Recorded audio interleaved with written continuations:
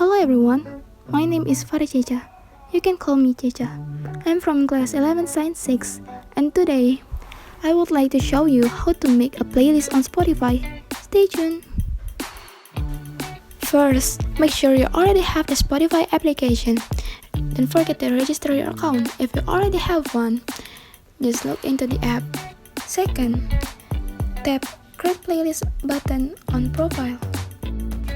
Next, give a name of your new playlist.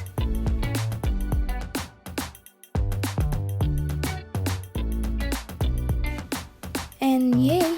Here's your new playlist. You can organize your playlist with your favorite songs.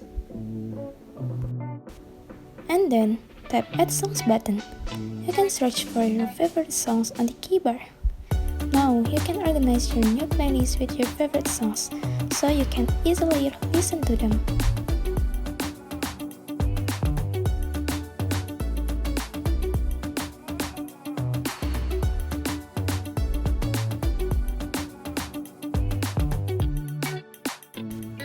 And finally, your new playlist is ready!